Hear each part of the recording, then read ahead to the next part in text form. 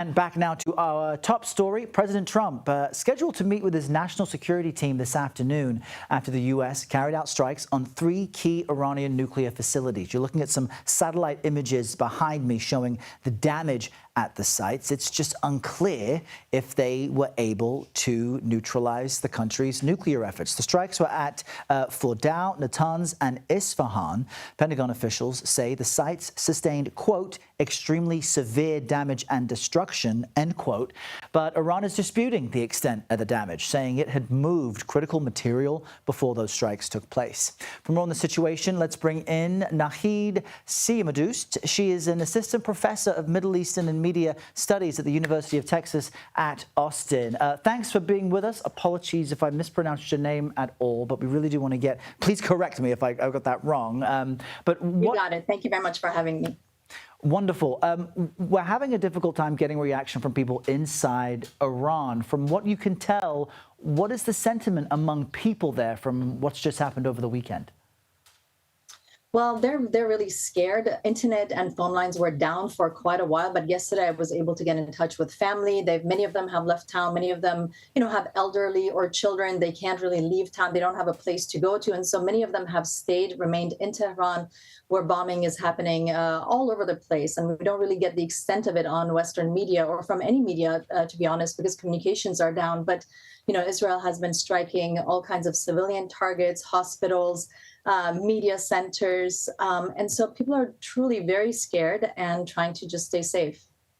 Before the U.S. strikes on nuclear facilities, the internet service in the country was down. Last week, we saw Israel strike state television while they're live on the air in some pretty dramatic footage. I'm curious if people in Tehran, for example, differentiate between Israeli strikes and U.S. strikes, if at all, or if they see the two nations as being one and the same. Because there are some disagreements among the Iranian people in their own leadership. I'm just curious as to how they see this campaign. I mean, at this point, Iranians are really not differentiating between U.S. and Israel. Before the U.S. got involved over the weekend and bombing the nuclear sites, they were still hoping that perhaps they can put some trust in the words of the U.S. president, who kept sort of flagging the idea of negotiations. But at this point, nobody believes anything that, the U.S. president utters, because he's constantly kept saying that negotiations are still possible, meanwhile helping Israel and also attacking Iran directly. And yet, after all these very harsh bombardments, still saying, well, there better be peace now. I mean, this makes no sense to any Iranian, or I imagine any human being anywhere, that you bomb the hell out of them and then say, let's have peace. So I think they see them as one and the same entity. They understand that Israel has been waging a war of annihilation against another people, the Palestinians in Gaza, for about 2 years now, and that it has now come to their shores, and that they've also been bombing locations all across the Middle East, in Syria, Lebanon, really trying in many ways to obliterate the state, right? State infrastructure, military sites are part of it, but media, electricity sites, telecommunications, satellite sites. So the question is, what is the goal? What is the end goal here? Is it to obliterate states all across the Middle East and leave them without functioning societies, so that then Israel can, have supremacy, military and political supremacy over the rest of the Middle East? Iranians are really, truly, just bewildered right now and just scared. What do Iranians want to see happen next? I think they want the bombing to stop. Number one, the war to stop. This is no way for any kind of positive change to come about. They've seen this regime change horror show across the region before. They understand the results have never been good for the people. So the voice that is really coalescing around Iran all over, from stories on social media, is stop the bombing. War is never the answer. And, destroying Iranian infrastructure and civilian neighborhoods cannot lead to any positive results. So first of all, stop the war, and then let us figure this out. Iranians have been pushing for democracy and rights from within on their own count. No matter what, they now have rallied around, if not the Islamic Republic flag, certainly around their country. And they've been at this before. The Iran-Iraq War of the 1980s, when Saddam Hussein attacked Iran, the US and many European governments were initially, actually for the duration of the war, behind Saddam Hussein and gave him all kinds of weaponry, including chemical weapons. And the Iranians Right. stood up and really fought that for 8 years. And so they're banding together again, as much as they do not like their own government. They would like to have a more democratic government. This is worse than what they had, sort of imagined doing to bring about those kinds of changes for their own country. And it's important to remember at least, I think, 13 million people in the Tehran metro area, tens of millions of people throughout the country. Naheed, thank you so much for giving us that perspective. We appreciate your time today. We now want to jump over to CBS News senior national security correspondent Charlie D'Agata. Charlie, good morning to you once again. Just a few moments ago, we spoke with a former Top Gun pilot who flew over Iraq and spoke about drafting plans way back in the day for strikes on Iran. Can you help us understand how long it would have taken for this administration to draft these plans? Because I know you were at that security briefing yesterday. They seem detailed and comprehensive, the actual plan and the fake out. How long had the administration been putting this together?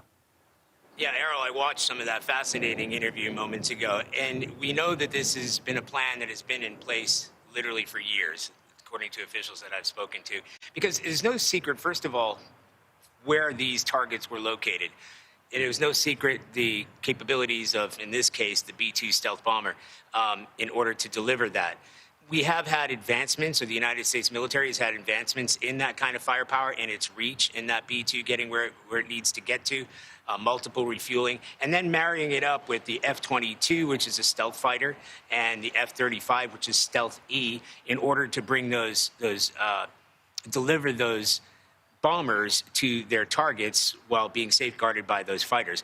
This is also done to a degree of coordination with the Israelis, because for the past week, the Israelis have been pummeling the air defense systems there. So there would have been very high-level conversations going on as to, look, if we're going to send our forces in there in these very expensive, very advanced aircraft, we want to make sure they're as safeguarded as they possibly can be. So I wouldn't go so far as to say that this has been coordinated with the Israelis, because I've heard from both sides that was not the case. But certainly they laid the groundwork for those U.S. forces to go in, and they would have had those target acquisitions. But really, it's been called a game changer, and I hate that word because it's so cliched. But the MPO, the massive ordnance penetrator, is a game changer because of what it is capable of doing. Now, we don't know yet, and I know that is what we're talking about, real Monday morning quarterbacking here, as far as the damage assessment, because some of that will remain a mystery for some time, but it's certainly got to the desired targets. And give us a bit of a fact check, Charlie. How long will it take for U.S. intelligence to determine where Iran's uranium stockpile was moved to, if in fact, as the Iranians say, it was moved elsewhere? Errol, that's a really tough one, because it is hard to assess what happened. We're talking about something like 800 or 900 pounds of highly enriched uranium, not weapons grade, but a few steps from that. And there are indications, satellite images of Fordow a week before the Israelis started their fight against Iran, of a number of trucks getting to that facility and perhaps either delivering something or perhaps taking something away. And even when you lean on the IAEA, the nuclear watchdog, say, we don't know where it is. We knew they had it.